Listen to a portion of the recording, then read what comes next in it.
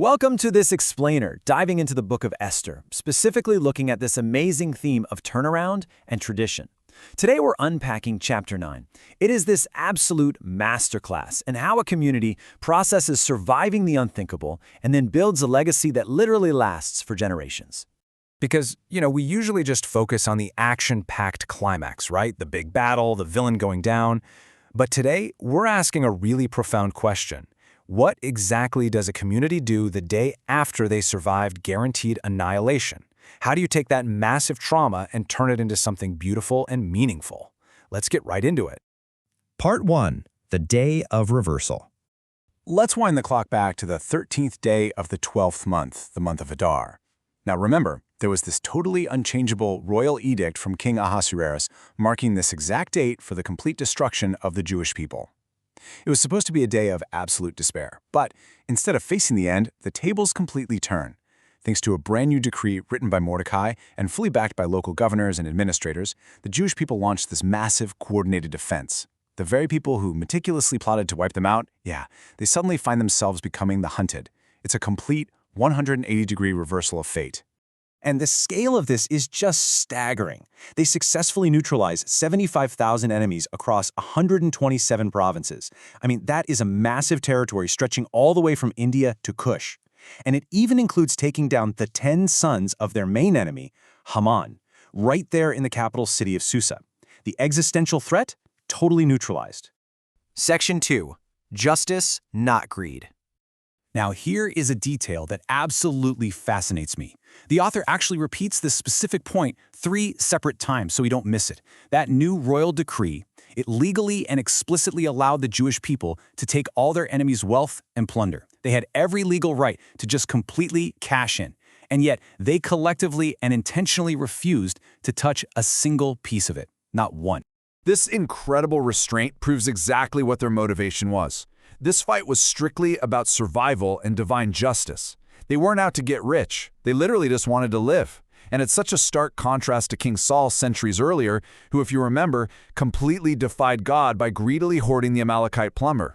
Here, in Esther 9, we are seeing a people restore justice without falling into that classic trap of human greed. Section 3. Establishing the Festival. Okay, so the threat is gone. And right here, the story abruptly pivots from this intense battlefield violence to creating a joyful, lasting tradition.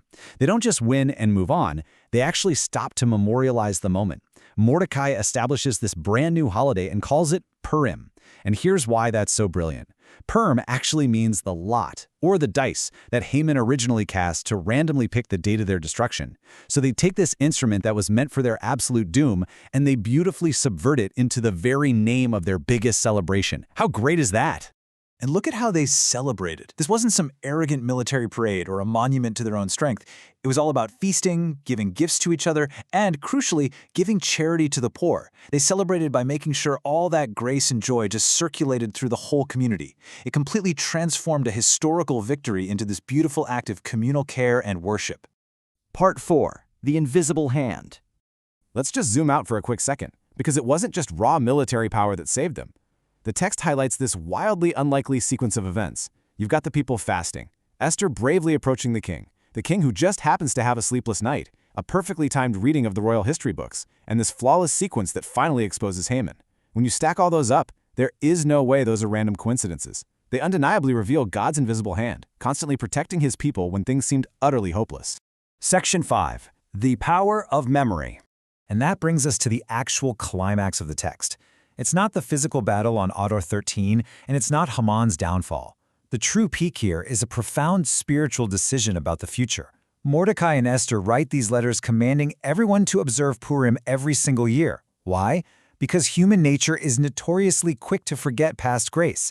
Think about the Israelites leaving Egypt. They literally saw massive miracles, but still doubted the second they hit a hardship in the wilderness. Mordecai knew a single victory only saves you for one generation, but memory saves the ones that follow. By intentionally and repeatedly remembering that salvation from Adar 13 gets successfully passed down to the next generation. When kids ask, hey, why are we feasting and giving gifts today? The parents tell the story of God's deliverance. It guarantees that the grace vastly outlasts the original survivors. So the big idea here is that memory acts as identity. Repeating this story built a super powerful communal bond.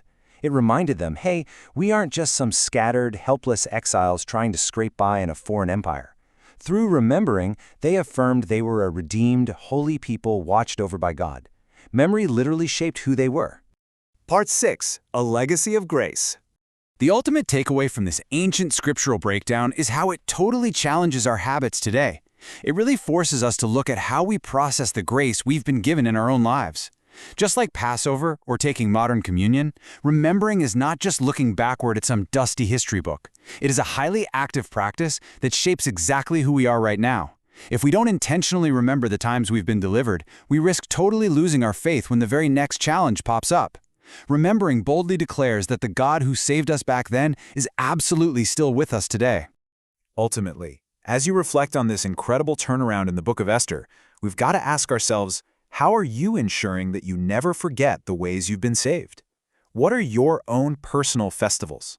What intentional steps are you taking right now to remember, to circulate that grace to others, and to hand that legacy of joy down to the next generation? Think deeply on that as you go about your week.